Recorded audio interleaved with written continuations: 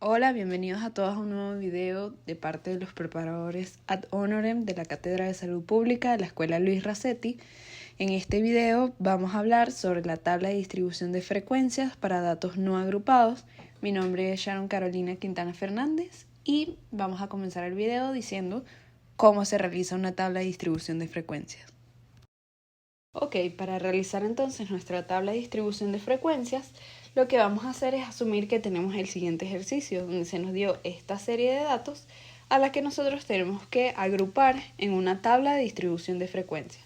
Entonces, ¿qué hacemos? Como primer paso, lo primero que vamos a hacer es identificar cuál es el número máximo y el mínimo.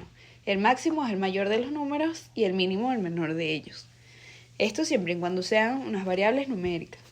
Entonces, ¿por qué identificamos el mínimo y el máximo? Porque al momento de realizar nuestra tabla de distribución de frecuencias, los datos tienen que estar organizados de manera decreciente o creciente. Fíjense que yo coloco el 20 como el número más alto y el 8 como el menor de los números. Esto con la finalidad de que sea más fácil agruparlos y que sea visualmente más fácil de entender. Entonces, ¿qué es lo que hacemos al principio? Vamos a calcular la frecuencia absoluta, que se hace con la siguiente función de Sheets, que se denomina contar si. Ponemos nuestro intervalo de datos, el punto y coma, ponemos el número que queremos que cuente y le damos a Enter. ¿Qué es lo que le estamos diciendo al programa? Le estamos diciendo, quiero que cuentes cuántas veces se repite el número 20 dentro de este intervalo de datos que te coloco. Fíjense que nos lanza el número 3. Y si observamos nosotros mismos, el 20 está repetido 1, 2 y 3 veces. Por lo que sabemos que contó de manera correcta. Lo mismo vamos a hacer con todos los datos que se nos dio en la tabla. Entonces, agarramos el intervalo, colocamos el número que cuente y listo.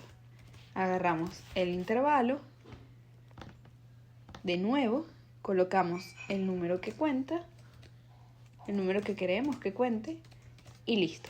Es importante que estén muy atentos al punto y coma que se coloca, porque si ponen 2 puntos o ponen una coma, no va a funcionar de la misma forma la fórmula. Entonces, una vez que calculamos ya la frecuencia absoluta, que si bien vieron el post, es la cantidad de veces que se repite un número, vamos a calcular la frecuencia absoluta acumulada. Como dato general, la frecuencia absoluta acumulada, la primera, siempre va a ser igual a la frecuencia absoluta. Así que allí no hay mayor cosa que hacer. Ahora bien, con las otras celdas, con los otros números, lo que vamos a hacer es poner a sumar la celda que está arriba, que en este color está punteada, en esta imagen está punteada de color morado, y la vamos a poner a sumar con la imagen, con la celda de la izquierda. De esta forma nos va a dar un número que va a ser la frecuencia absoluta acumulada, que sería el 3 que está aquí arriba más el 3 de la izquierda.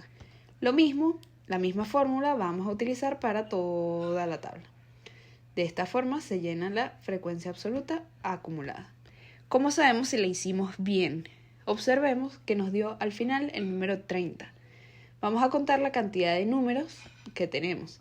Si bien hay 5 por 6, que es el largo, 6 por 5 es 30, entonces sabemos que hay 30 datos. Y si bien contó de manera correcta el programa y la frecuencia absoluta acumulada está de manera correcta, nos va a dar el número total de datos, que es el 30. Ahora bien, en cuanto a la frecuencia relativa, lo que vamos a hacer es lo siguiente. Vamos a tomar el asterisco que está aquí para nuestra fórmula. Y vamos a hacer lo siguiente. Vamos a colocar el número de la frecuencia absoluta, no de la frecuencia absoluta acumulada, sino de la absoluta. La vamos a dividir entre el total de datos, que es el número 30. Y como yo quiero que siempre agarre la celda E23 y no otra, vamos a colocar entre la letra y el número un signo de dólar. Y de esta forma no se va a ir de la fórmula. Y lo vamos a multiplicar por el número 100.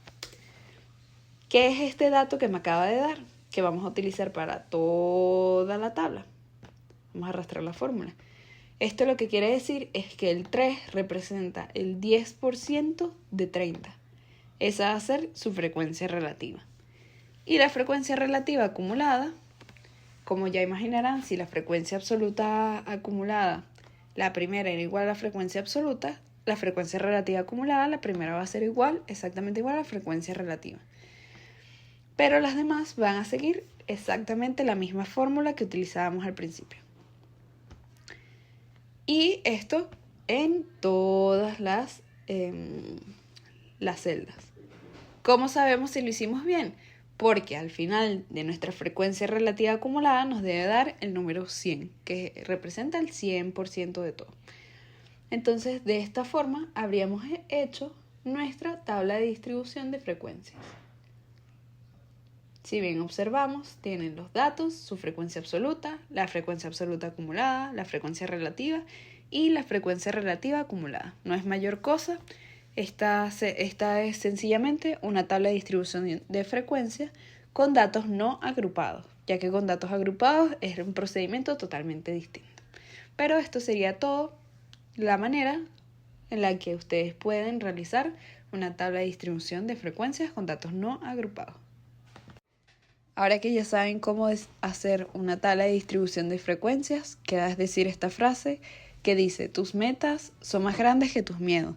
No dejen nunca que ninguna materia o tema que no entienden les impida realizar o convertirse en el médico que desean ser. Muchas gracias por su atención. Esta es la bibliografía que utilicé. Si tienen alguna duda lo escriben ya sea por el Instagram de los preparadores o aquí mismo en comentarios. Gracias.